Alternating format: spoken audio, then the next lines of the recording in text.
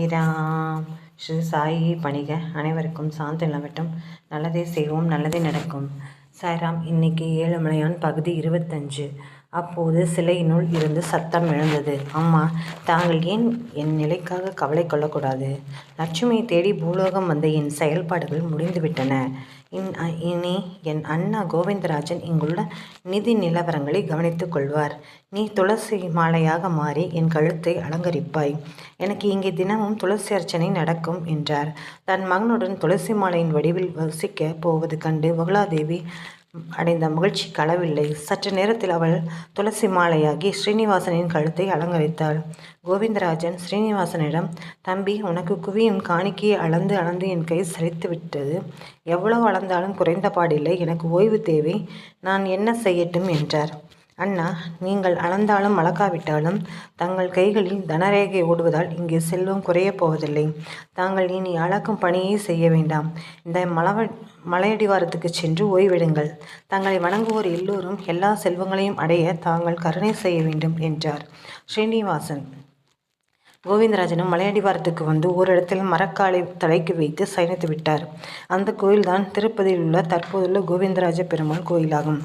ஆரம்பத்தில் இவ்வூர் கோவிந்தராஜ பட்டணம் என்றுதான் அழைக்கப்பட்டு வந்தது. பின்னர் தான் திருப்பதி என மாறியது. இவ்வாறாக ஸ்ரீனிவாசனின் குடும்பத்தினர் ஒவ்வொரு இடத்தில் தங்க பக்தர்கள் பலர் அவரை தரிசிக்க குவிந்த வண்ணம் இருந்தனர். ஒருமுறை வடநாட்டை சேர்ந்த பாலாஜி என்ற பக்தர் திருமலைக்கு வந்தார். ஸ்ரீனிவாசனை உளங்குளிர சேவித்த அவருக்கு அவ்வூரை விட்டு செல்ல மனமில்லை. அங்கேயே ஓரிடத்தில் ஆசிரமம் அமைத்து தங்கிவிட்டார். தினமும் புஷ்கரணியில் 3 முறை குளியல், ஏழுமலையானின் தரிசனம் என ஏக அமர்க்களமாக பக்தி செலுத்தினார். பக்தன் பாலாஜிக்கு மிகவும் பிடித்து போயிற்றது. ஒரு நாள் பாபாஜி ஆசிரமத்தில் அமர்ந்திருந்த போது கட்டம் வரைந்து அதன் முன் அமர்ந்து மறுபக்கம் ஏழுமலையான் அமர்ந்திருப்பது போல பாவனை செய்து கொண்டு சொக்கட்டான் ஆடிக்கொண்டிருந்தார். அப்போது ஒரு அதிசயம் நிகழ்ந்தது. பாபாஜி முன்னால் பேரொளி தோன்றியது. அது கண்ணை பறித்தால் பாபாஜியால் அதை தாக்கி பிடிக்க முடியாமல் அவ்விடத்தை விட்டு எழுந்தார். படிப்படியாக ஒளி குறைந்ததும் அங்கே ஸ்ரீனிவாசனின் திவ்யமான சிலை ஒன்றிருப்பதை பார்த்தார். அவருக்கு பெரும் ஆனந்தம். ஸ்ரீனிவாசா, இது என்ன அதிசயம்! என்னை தேடி நீ வந்தாயா? அதிர்கட்டும், சிலை வடிவில் நீ இங்கு வந்துள்ளதன் மூலம் நான் உனக்கு தினமும் பூஜை செய்ய வேண்டும் என்பதை புரிந்து கொண்டேன். ஆனால் ஏன் நேரில் காட்சி தரவில்லை? உனக்காக இவ்வளவு நேரமும் சொக்கட்டான் ஆடினேனே. ஒரு நாளாவது என்னோடு நீ விளையாட வரக்கூடாதா என்று உளமுருகி கண்ணீர் வடித்தார். அப்போது அந்த சிலையிலிருந்து ஸ்ரீனிவாசன் வெளிப்பட்டார். பாலாஜி என்று அழைத்தார். பாபாஜிக்கு தன் கண்களை நம்பவே முடியவில்லை. ஆக சாட்சாத் பரபிரமணான நாராயணன் ஸ்ரீனிவாசன் வடிவில் அங்கே இருந்தார். பாபாஜி, சொக்கட்டான் ஆடலாம் என்றார். பாபாஜி அவரது பாதங்களில் விழுந்து ஆசை பெற்று, உன்னை பார்த்ததன் மூலம் பிறந்த பயனை அடைந்தேன், வா விளையாடலாம் என்று அவரது கையை பிடித்து அமர வைத்தார். இருவரும் விளையாடினர். பக்தன் தோல்வியடைவதை ஆண்டவன் என்றுமே விரும்ப மாட்டான். ஸ்ரீனிவாசன் தன் நண்பனுக்காக ஆடத் தெரியாதவர் போல் நடித்து ஆட்டத்தில் கோட்டை விட்டார். பாபாஜி, நீ இந்த விளையாட்டில் மகா சமர்த்தன். உன் அளவுக்கு என்னால் விளையாட முடியாதப்பா என்று தன் தோல்வியை ஒப்புக்கொண்ட ஸ்ரீனிவாசனிடம் பாபாஜி, பகவானே, தாங்கள் தினமும் இந்த ஆசிரமத்துக்கு வர வேண்டும். உங்களோடு நான் சொக்கட்டான் ஆடி மகிழ வேண்டும் என்றார். ஸ்ரீனிவாசன் ஒப்புக்கொண்டு தினமும் பாபாஜியின் இல்லம் வர ஆரம்பித்தார். இவ்வாறாக நல்ல நண்பர்களாக மாறிவிட்டனர் அவர்கள். பக்தர்களை சோதித்து பார்ப்பதில் ஸ்ரீனிவாசனுக்கு அலாதி பிரியம்.